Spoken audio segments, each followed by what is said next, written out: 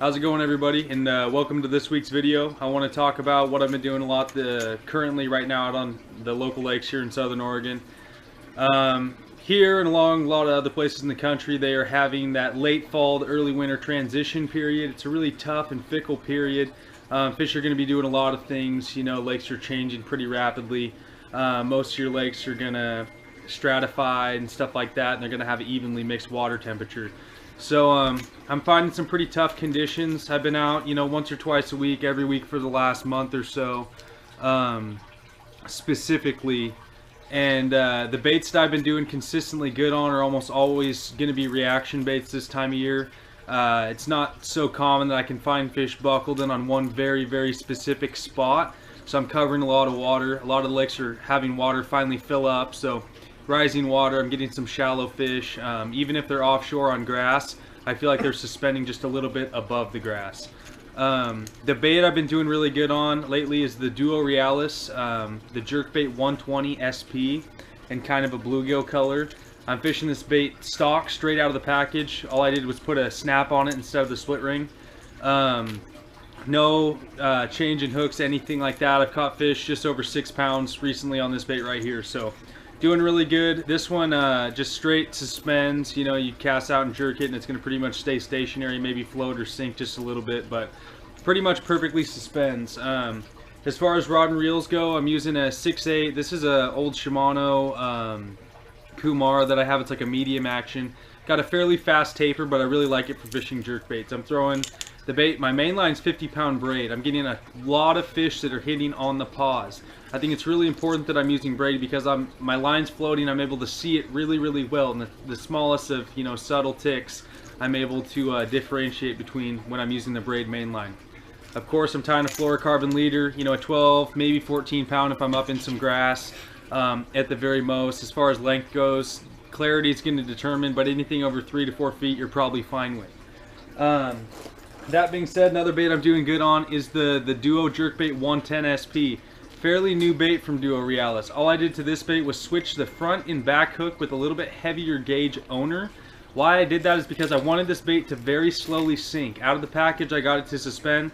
What I wanted to do is jerk it down to its desired depth, and when I paused, I wanted to slowly, slowly sink. A lot of times when that water gets really cold, the fish will come up and inspect your bait if they can see it in, you know, regardless of water clarity, they'll be able to tell the bait's there. They'll swim up to it, and I feel like if the bait is slowly sinking, it's going to pressure those fish into finally eating. Another bait, similar concept, I'm throwing the 110 Magnum, same deal. Put a little bit of lead wire on the hook. You guys can probably get this if you have a local tackle store with a fly fishing selection. You can probably find this stuff right here. I get mine locally at Sportsman's Warehouse here in Medford.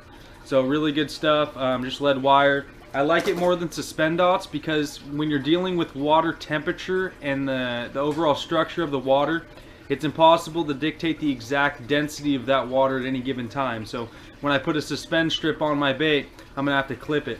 With this, with the lead wire, I can just peel off a little bit and then clip it, and it's always on my hook. I don't have any residue on my bait, and some of these baits like this one right here, they get pretty expensive, you know, $25, $28.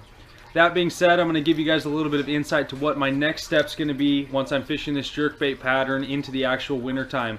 I'll start to look for baits that have more of a minnow style body and kind of a elongated bill, not so short and you know, not as great of a pitch coming off of it.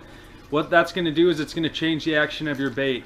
A bait with a longer bill like this that kind of smoothly transitions into the head is not going to be as inclined to go left or right on the jerk. So it's not going to dart quite as far as a bait with a bill like on this right here, a Vision 110. The reason I like to do that is because I transition from a sharp jerking, you know, type pattern to a slow pull with a pop, something like that.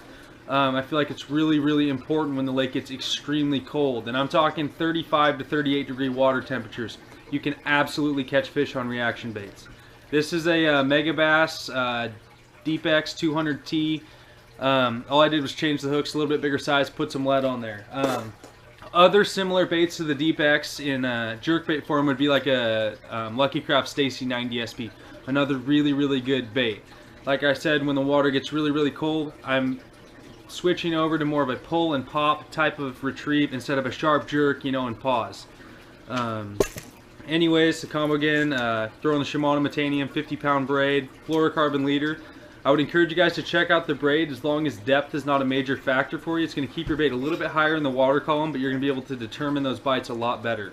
All I'm doing is making as long of a cast as I can, getting my bait down to depth right now, letting it pause. I've been getting a lot of fish on 15 to 20 second long pauses. Water temperature's just now getting into the low 40s here, so I'll be coming back at you guys, you know, a couple times next month with some updates and some different tips and how I'm acclimating to the different changing conditions. So be sure to stay tuned. I hope you guys learned something from this video and the video series in general. So leave me some comments and thoughts and things like that, and be sure to rate, comment, subscribe. Thank you.